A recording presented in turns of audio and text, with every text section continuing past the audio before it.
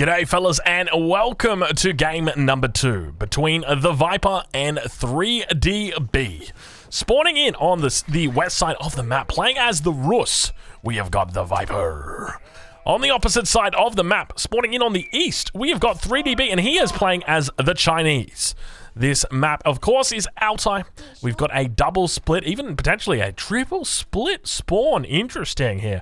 Sometimes you get these interesting spawns where players, or rather the external edges of the map aren't actually covered. But keep in mind, Viper playing the Rus here has opted to play a little bit differently than what is traditionally accepted on this map. I can actually say that I have played against Viper on this map as the Rus, and I beat him. There you guys go. Now, one of the things to note is that the UI that you guys are seeing at the top of the screen is actually not mine. It's from Lidicor. When I say from Lidicor, I mean it's from Lidicor's stream. So Lidicor is streaming right now to EGC TV, and I'm actually just like, I'm hijacking it. I'm sitting on the back end. I've got his stream open. I've got it muted, and then I'm just literally copying his... like taking the top of it and then putting this out there, because obviously he's streaming for EGC TV. So big shout out for him to Overlay Guy for making that. But what I'm going to do is I've actually got the ability to do this. Now, he doesn't have the ability to do this, but because I'm on another level, check this one out. We are going to take Viper and we're going to put him over there. We're going to take B and we're going to put him over there. And so I know it looks like, obviously it's not as nice to have these players like... Obviously, you would want it around the other way, but I don't know about you guys. I just get so confused with it. So it's like, I'm just going to put 3DB over on the right, and I'm going to put Viper over on the left. And I know it doesn't look that normal because like the scores aren't in the center and the names aren't in the center. But I tell you what, man, it makes it much easier on my head, and hopefully it makes it much easier on yours as well. But let's talk a little bit about this matchup and about what we expect to happen here, because I am kind of excited because we may potentially see a Barbican come out today. And yes, that is correct. I said Barbican, and you guys might be wondering, Drongo, what the heck is a Barbican? That's this bad boy right here. This boar with a barbican next to it and a mill behind it, and a boar getting eaten on the mill by 8 villagers, baby. That is a barbican. And this is a great spot for it. So Viper got to be careful here, because Viper is, I mean, this is so interesting. So obviously you guys would know that in the last week, a meta has begun to shift where we are seeing players realize the power of the boar, and the Rus as a civilization are one to do this. They in particular have that ability, that power, that strength with regard to the boar, because there are so many ways that they can look to utilize it. So whether you want to drop a town center on it, whether you just want to drop your hunting cabin on it, there's lots of different things that you can do. And China actually can do the same thing, and it actually does it quite well. So you're going to think about it from the perspective of China. China wants to take, or they want to get out on the map. They want to put their Barbican down, because the Barbican is a glorified outpost. Let's be honest, all right? You take the Barbican and you put it here, it's not doing anything. You put the Imperial Academy there, that's a pretty good Imperial Academy. But if you were to take the Barbican and put it out here, not only are you denying the boar from your enemy, but you're also taking it for yourself. So we'll look to see how he plays it, whether he looks to pull something out similar, whether he looks to go into a dynasty and place an aggressive Barbican down on that boar is a potential option for him as well. But obviously, at the same time, Viper going to be aware of what his enemy is up to. I'm curious to see how Viper's going to be playing it, whether he looks to go for a 2-town center build here up against the Chinese. I think the Chinese civilization is becoming more and more of a one-base civilization. So initially, they used to be like, it used to be very, very common. You would go 2 bases on China. It would be so common, like you would just almost, it was like a mandatory thing for you to go 2 bases on China. And Viper now beginning to move out 8 villages. You guys know exactly where they're going. They're going straight for that boar. At least, yeah, they're heading straight for that boar. This is it, ladies and gentlemen. We are seeing it. Now the question is, does B look to place his Barbican aggressively in this situation?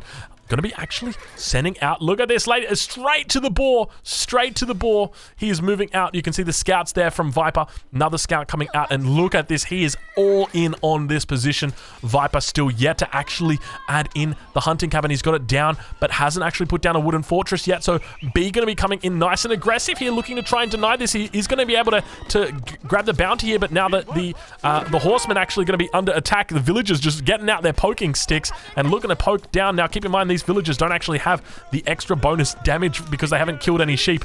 If the villagers do actually kill a sheep, if they crack them over the head with the sound, they actually do double damage. But now look at the forces that are just being busted out right now from B. He is doing an incredible job at this point in time, and I feel like Viper might actually be in trouble here because he's able to defend in this position, and you can see the villagers are holding on as best they can, but at the same time, Viper's still yet to get up this wooden fortress. There are reinforcements coming in for B, and B now in a really decent spot here, manages to lose one of those, but still those villagers going to be coming out. Viper, I need to switch to his perspective, is still on 8 villagers at this point. You can see that they're actually going down. They're pretty low health, loses 2 villagers in this position. There's the 3rd villager going down. 3DB has opened up with a great start here, and Viper going to be forced to move back away from the boar. So the boar being almost a bit of a trap here. Definitely very smart play coming out from his opponent. Knight going to be coming out now from Viper and looking to repel this position, but Viper has lost a lot of villagers. Now behind this, the question is, what does Viper look to do? He's continued. Wooden fortress is Wooden fortress is incomplete. Incomplete. Down, down. I love that song, man. I love the Backstreet Boys. Viper now just committing to the wooden fortress. You can see he's really trying. Doesn't have his textile upgrade in. Coming in from the side of 3DB. You can see B's actually got 6 horsemen coming out right now. That is a huge amount of horsemen. Viper's going to be jumping in there, but the villager count. Take a look at the villager count. Viper down to 18 villagers at this point. And oh my lord, he's got the least of his worries right now are that incomplete wooden fortress. Oh my gosh, how terrible would he be feeling right now? B just looking to really take control in this situation. Now going to be funneling out spears as well. Oh my lord, I gotta say, I love the way that B is playing this and also stacking up. Look at that, 266 gold sitting in that mill right now. So much gold. Viper actually getting trapped. Viper getting... Oh, it's all going... It is going so wrong for Viper this game. And some games, it just happens like that, fellas. Some games, it's just terrible. You know, your mid laner, he's died 6 times. Your jungler doesn't have a keyboard. Your top laner disconnected at 2 minutes. It just happens. Some games, it just happens. You just got to move on with it. Hold on a minute, Jonga. I thought you weren't doing any more of those videos. Oh, yeah. You're right. But seriously, fuck that game. Viper now, I think the question is, where does Viper go from here? He's lost a huge amount of villagers over here. He's got 5 villagers that are out, dropping an archery range down. He's actually going double archery range. Has he got double broadaxe? He's getting double broadaxe now. So investing in a stronger military, definitely a wise choice. But 5, 6, 7 villagers over on gold here. I'm assuming he's looking to trade out tickets. I got no idea what he's thinking about there. At the same time, I mean, it's just so open from this position. He's got no real idea of what his enemy could be doing. Because there could be a Barbican getting dropped down. There could be units moving in. And now we see B going to be moving around, sticking with this melee composition. Scout going to be moving back. Does get charged in by that Knight. Knight going to be able to chase it down, but B going to be moving around the base and looking to try and find the backside here of Viper's base. He's managing to do a pretty decent job, but Viper does obviously have line of sight on this, spots it because it is downhill.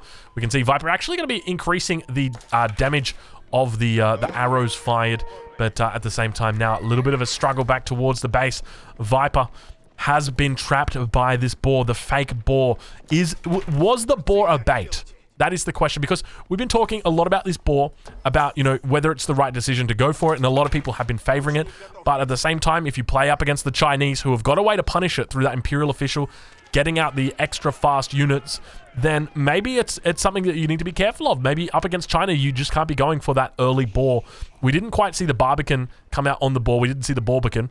But by the same token, B still looking very strong behind this. Villager count still looking quite good for B as well. 32 villagers for him. Up 7 villagers compared to Viper, who's on 25 right now. And Viper definitely not looking pretty here.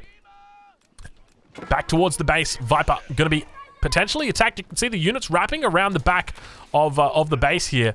Viper is definitely in dire trouble. He knows that there's units down here, but obviously he can't do too much about them. He's building up that archer mass, But my main fear is that as China, I mean, you love to play this melee composition, and you can see now that melee comp is going to be getting that extra +1 ranged armor. Probably going to be getting out +1 damage as well, +1 melee damage. It's going to be so strong in this situation, and now Viper needs to be aware of this movement that's coming through. You can hear the scout on top of the hill, going to be calling it out now.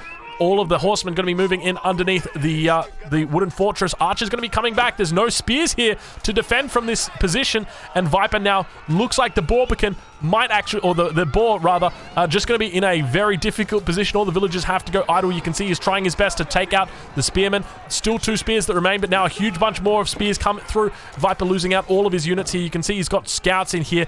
Knights nowhere to be seen. Spears nowhere to be seen. Viper is not looking pretty right now. He's not looking good at all, and manages to lose all of these forces. And this is what is so potent about this combination from China in the early game. Just able to completely take control. And you can see B is just pumping out units non-stop. He has got the barracks that is being... Is it being supervised? It's not even being supervised. The stable is being supervised. He's got 2 military production facilities, but it's got the power of 4. And he's just pumping out non-stop units towards this position. You can see that extra range armor going to be helping him out so much. Villagers inside here. He's also got an early knight and an archer inside this position as well. They're going to make an evacuation movement. Villagers going to be coming out and trying to repair this position, but Viper not looking pretty. Look at all the spears coming out here. It's both spears and... what do they got? What have horsemen got? Is it spears? It's spears and spears. The spears from the spearmen and the spears from the horsemen. Maybe we call the horsemen spearmen? Spear horsemen? Horse spearmen? I'm not sure exactly what we call them. I guess we just call them horsemen. We'll stick with the name. And Viper taps out. He says, good game. Well played. The Boar was a bit of a bait. And unfortunately, it wasn't the right decision in this situation. So well played over to B, evening up the series 1-1. And that takes us to game point, match number 3 between these 2 players. Now, we'll take a quick look. I want to have a look at the timelines here. We'll have a look at the village account. You can see the costly mistake from Viper. So potentially not scouting out what his enemy was up to. Is that really it? Because normally you don't expect China to be a civilization that's going to be aggressive out of the box. But that's exactly what they were in this situation. They came out fierce. They came out fighting. And you can see just how many units they brought out in that game. A huge amount. And then just a huge cleanup as well. So very well played from B. And I mean, at the end of the day, just incredible stuff from him. Viper, well played, mate. Fellas, if you're watching this on YouTube, make sure that you catch the next game. It'll be coming up right after this one on the channel. It'll be the very next video that is uploaded. And make sure you check out Golden League. It'll be on this weekend and next weekend and the weekend after that and all the weekends up until, well, like 2 months from now. So make sure you check it out. I'll catch you guys in the next one.